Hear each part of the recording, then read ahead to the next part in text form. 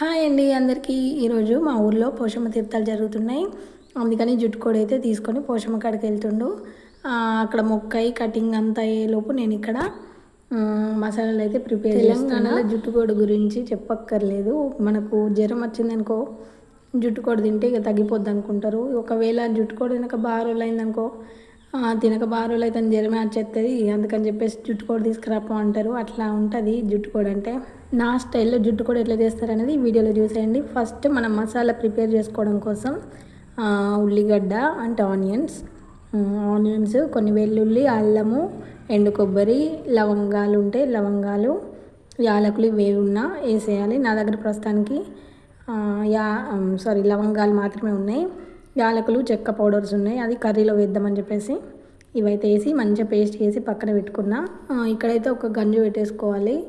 మనం ఆయిల్ ఎక్కువ వేసుకోవాలి, ఎందుకంటే నాన్ వెజ్ కదా, ఆయిల్ ఎక్కువ ఉంటేనే బాగుంటుంది. మళ్ళీ ఇది ఒక కోడి మొత్తం కాబట్టి మనకు 1 kg అట్లా ఉంటుంది అనుకుంటా.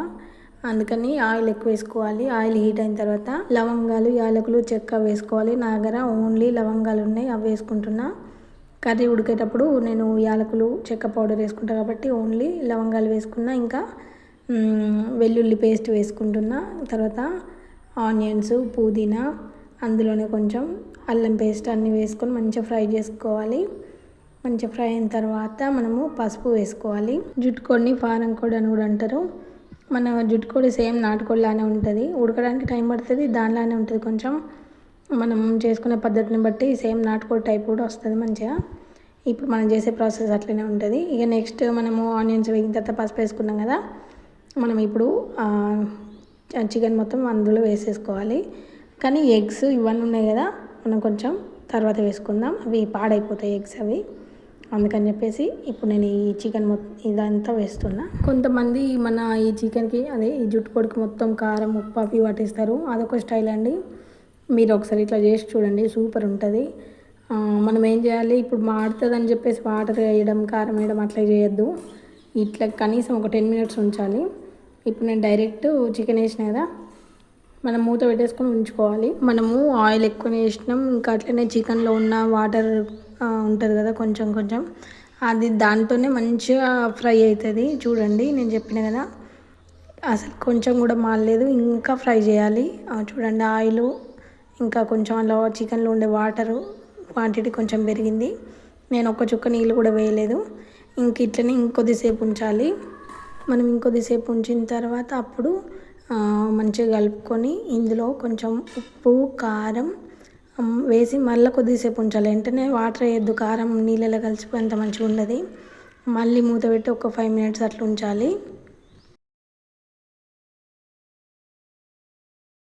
నేను ఇక్కడ కారం ఎక్కువ వేసిన, ఎందుకంటే నాన్ వెజ్ కదా, కొంచెం కారం ఎక్కువ ఉంటేనే బాగుంటుంది. మీకు టేస్ట్కి సరిపడా మీరు వేసుకోండి. నేను కలుపుతున్నా చూడండి, ఈ స్పూన్తో 1.5 వేసిన. అంతగానో వేసిరా అనుకుంటారు, ఎందుకంటే తెలంగాణ సైడ్ కారం లేనిది, స్పైసీగా లేనిది తినరు. మా పాప ఇంకా మా బాబు చిన్నోళ్ళగా, వాళ్ళు కూడా ఇంత స్పైసీ అయినా తినేస్తారు.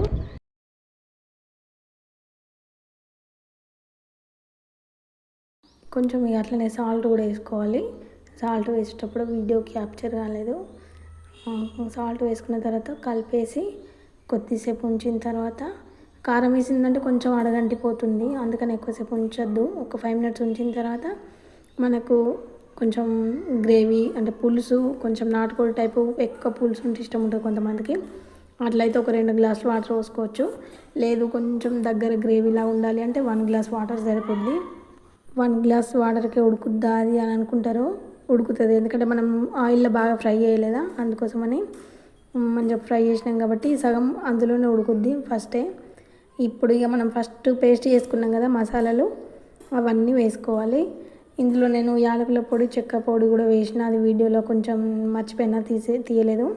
ఇప్పుడు ఈ మసాలా వేసిన తర్వాత మంచిగా కలిపేసుకొని ఒక సైడ్కి మనము ఎగ్స్, గుడ్ల పేగు, మనము కావాలనుకుంటే ఒక ఎగ్ వచ్చింది చూడండి అందులో, అది కూడా మంచిగా నేను అన్నీ వాష్ చేసిన, మీకు వీడియో వాష్ చేసేది కనిపించలేదు కానీ మంచిగా కడిగేసుకున్నా. ఇది మంచిగా అందులోనే ఒక సైడ్కి వేసుకోవాలి, అదే ఉడికిపోద్ది. ఆ ఎగ్ మరిగేపాకు కోసం అని చెప్పేసి వేస్తున్నా. అట్లనే ఈ ఎగ్స్ ఇవన్నీ మిగతా ఉంటాయి కదా, లివర్ అవి కూడా మంచిగా ఒక సైడ్ కొని వేసుకోవాలి. ఇక్కడ కొంచెం నేను పుదీనా కూడా వేస్తున్నా. ఈ పుదీనా చెట్టు నేను పెట్టింది, ఒక మంచి డబ్బాలో పెట్టేసుకున్నా. మంచిగా అయింది పుదీనా చెట్టు. ఇక మూత పెట్టేసుకోవాలి, మనం ఏం కలపకుండా, ఖరాబ్ అయిపోతాయి ఎగ్స్. అట్లనే కొద్దిసేపు ఉంచిన తర్వాత ఆయిల్ మనకు మీదికి తేలుతుంది ఉడుకుతుంటే.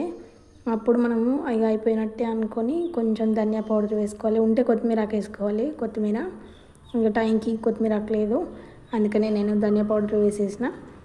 చూస్తున్నారు కదా, మంచిగా దగ్గరికి అయిపోయింది గ్రేవీ టైపు. మరి పప్పుకి ఇక్కడ ఎగ్గుని చిన్న ఎగ్స్ ఉంటాయి అవి వేసి తినబెడుతున్నా. కానీ చికెన్ పీస్ కావాలి అన్నది, అందుకని ఇందులో లివర్ ఉంది, ఇంకా మెత్తడి పీసులు ఉంటే అవి చూసేద్దామని చూస్తున్నా. వీడియో నేనే తీస్తున్నా ఫోన్ పట్టుకొని, అందుకే సరిగ్గా వేయస్తలేదు కర్రీ. నా స్టైల్లో చికెన్ కర్రీ ఇట్లా ఉంటుంది. మీరు ఎట్లా చేస్తారో కామెంట్ చేసేయండి. నేను చేసిన పద్ధతి మీకు నచ్చిందా? మీరు కూడా నాలాగా చేస్తారా? కామెంట్ చేసేయండి. ఫస్ట్ అయితే కొత్తగా చూసేవాళ్ళు సబ్స్క్రైబ్ చేసుకోండి ప్లీజ్. మీ సపోర్ట్ మాకు చాలా అవసరం. మా రోషన్ బాబు మా అత్తమ్మ వాళ్ళ ఇంట్లో ఉన్నాడు, టీవీ చూస్తుండు. మా టీవీ ఇంకా తెచ్చుకోలేదు, అందుకనే ఇక్కడ వీడియోలో రోషన్ కనిపిస్తలేడు మీకు. ఇంకా మేమిద్దరం అయితే వేసుకొని తింటున్నాం. టేస్ట్ అయితే చాలా బాగుంది. మీరు కూడా ఇట్లా ట్రై చేయాలనుకుంటే ట్రై చేసేయండి. ఎలా ఉందో కామెంట్ చేయండి. ఖచ్చితంగా సబ్స్క్రైబ్ చేసుకోండి ప్లీజ్, సరేనా? మర్చిపోవద్దు. ఇంకా మీకు ఎలాంటి వీడియోలు కావాలో నాకు కామెంట్లో చెప్పేసేయండి. Thank you for watching. Next వీడియోలో మళ్ళీ కలుద్దాం.